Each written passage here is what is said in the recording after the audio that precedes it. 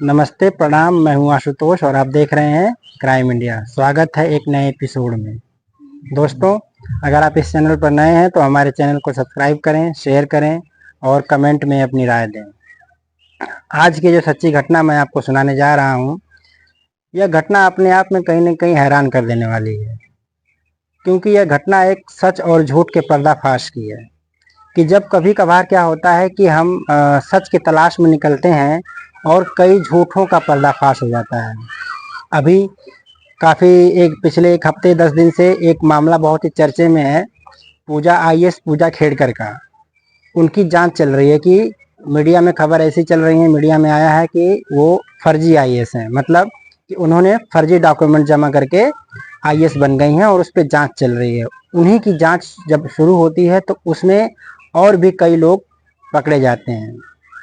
दरअसल आज की कहानी भी कुछ ऐसी ही है, जिस कहानी की शुरुआत होती है इलाहाबाद से जब आप लखनऊ की तरफ जाएंगे, जब जिसका नाम इस समय प्रयागराज हो गया है, आप प्रयागराज से जब लखनऊ की तरफ जाएंगे और प्रयागराज से करीब 40 किलोमीटर दूर लखनऊ की तरफ रायबरेली की तरफ जब जाएंगे तो वहीं पे एक श्रृंगवेरपुर जगह पड़ती है और श्रृंगवेरपुर में ही एक गांव पड़ता है जैकापुर।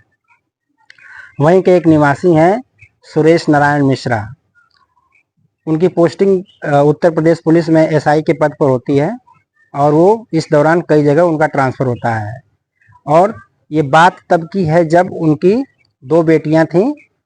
एक का नाम ज्योति मिश्रा और दूसरी का नाम आरती मिश्रा था। दोनों बेटियां पढ़ने में अच्छी थी, लेकिन जो ज्योति थी वो पढ़ने में कुछ ज़्यादा ही अच्छी थी और पढ़ने में इतनी ज़्यादा अच्छी थी कि उसके 12वीं में 96% मार्क्स आए थे। और उसने अपने पापा से कहा कि पापा मुझे आगे पढ़ना है। तो उसके पिताजी ने कहा ठीक है, अगर तुम्हें पढ़ना है तो कोई दिक्कत नहीं है, तुम तैयारी करो, पढ़ो, जो भी पैसा लगेगा हम लगाएंगे। और एसआई के पद पे थे, डबल स्टार, तो अच्छी पैसे भी अच्छे मिलते थे। अब उसको जब उसने 12th कर लिया, 12th करने के बाद उसको दिल्ली भेज दिया गया और दिल्ली में से उसने बीकॉम किया। और उस दौरान इनकी पोस्टिंग जो है लखनऊ में थी, सुरेश नारायण मिश्रा जी की। अब वो जब बीकॉम कर लेती है, बीकॉम करने के बाद धीरे धीरे 3 साल बीत जाता है। 3 साल के बाद अब वो कहती है कि पापा हमको आईएएस की तैयारी करनी है, सिविल परीक्षा देना है। और आईएएस परीक्षा हम सभी जानते हैं कि भारत की सर्वोच्च परीक्षा है, सबसे कठिन परीक्षा है। इस परीक्षा से कठिन कोई भी परीक्षा भारत की नहीं है। उस परीक्षा में बैठने का निर्णय लेती है और 1 साल तैयारी करती है। तो पहली बार वह 2020 में आईएएस का परीक्षा देती है और उसमें असफल रहती है। जब रिजल्ट आता है तो उसका उसमें नाम नहीं रहता है। अपने पिताजी से फिर वो कहती है कि पिताजी इस बार नहीं हुआ है, लेकिन मैं फिर से 1 साल मेहनत करूंगी और अगली बार मेरा सिलेक्शन जरूर होगा। फिर दोबारा वह 2021 में लगती है और जब 2021 में फिर फॉर्म आता है आईएएस का, तो वो फिर फॉर्म भरती है और फिर उसके बाद परीक्षा देती है, जिसका रिजल्ट 2022 में आता है 30 मई को। और जब 30 मई को रिजल्ट आता है तो उसकी जो छोटी बहन होती है वो रिजल्ट देखती है और रिजल्ट देखती है तो उसमें ज्योति का नाम आता है। और जैसे ही वो अपनी बहन से पूछती है कि दीदी क्या ये तुम्हारा नाम है, अब ज्योति ने जैसे ही पूछा, उसकी बहन ने, आरती ने, कि क्या ये तुम्हारा नाम है, तो ज्योति ने कह दिया कि हाँ मेरा ही है।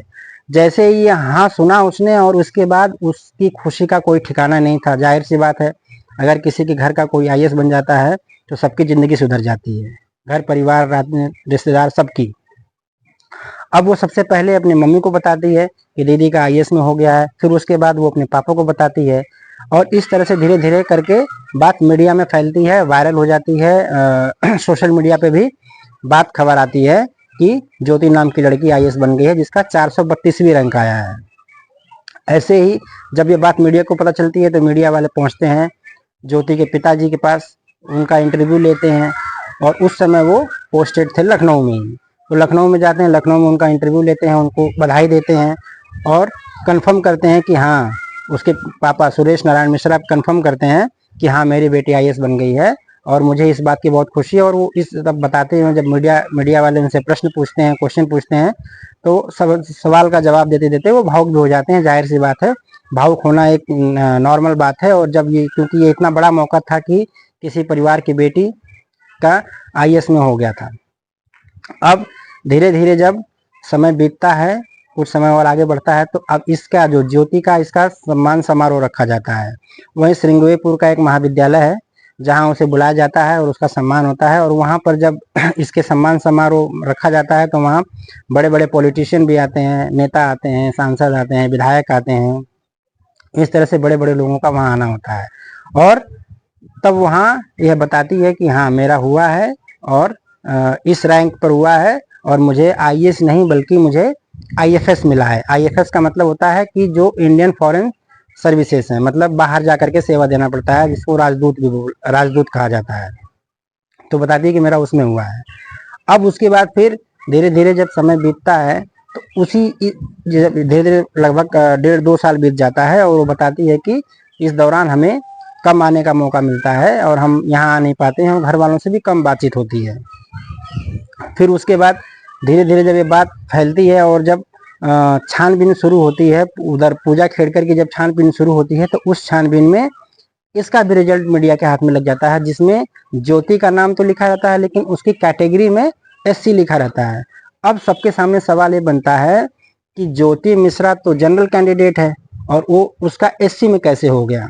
तो जब उससे ज्योति मिश्रा के पास जब मीडिया वाले जाते हैं और जब उससे सवाल पूछते हैं, सवाल करते हैं, तब ज्योति बताती है कि हन ने मुझसे पूछा, मेरे मुंह से गलती से निकल गया, और इसके बाद मैं उस बात को नकार नहीं पाई और इस तरह से झूठा फैला दिया गया कि झूठा बता दिया गया कि मेरा आईएएस में हो गया है, और मैं उससे नकार नहीं पाई और वैसे ही आगे बातें चलती गई। और उसके बाद जो है जब मीडिया वाले उससे पूछे कि ठीक है जो तुम्हारा डॉक्यूमेंट था, जो तुम बता रही थी कि तुमको आईएफएस मिला है, उसको जो सारे डॉक्यूमेंट जो तुमने दिखाए थे वो सब डॉक्यूमेंट, तो बताती है कि वो सब डॉक्यूमेंट फर्जी हैं। यानी उसमें उसने जब मीडिया ने उससे पूछा था पहले तो उसने एक पासपोर्ट दिखाया था स्पेन का, क्योंकि उसने बताया था कि मेरा स्पेन में हुआ है, तो स्पेन का पासपोर्ट दिखाया था, स्पेन का वो दिखाया था, क्या कहते हैं, वीज़ा दिखाया था, और एक गृह मंत्रालय से मिला हुआ ज्वाइनिंग लेटर दिखाया था कि गृह मंत्रालय से मुझे मिला हुआ है। और ये सारे डॉक्यूमेंट उसने पहले से बनवा रखे थे ताकि जब भी कोई बात हो, कोई पर्दाफाश होने की बात हो, कोई पकड़े जाने की बात हो, डर हो, तो ये सारे डॉक्यूमेंट उसे दिखा दे। और बाद में सारे डॉक्यूमेंट फर्जी निकलते हैं और इस तरह से उसका पर्दाफाश हो जाता है। तो दोस्तों कभी कभी ऐसा होता है कि हम सच ढूंढने निकलते हैं किसी और का और सच सामने आ जाता है किसी और का। ऐसे ही पता नहीं कितने फर्जी लोग नौकरी कर रहे हैं और धीरे धीरे हमारे सिस्टम को पता नहीं क्या होता जा रहा है कि जो एलिजिबल हैं उनको नहीं मिल पा रहा है, जो नहीं एलिजिबल है उनको मिल जा रहा है। कहीं ना कहीं इसमें सिस्टम का दोष है। तो इसलिए आज की कहानी में बस इतना ही। कल एक नई कहानी में हम लोग फिर मिलेंगे। तब तक के लिए जय हिंद, जय भारत। बंद कर दो, बंद करो।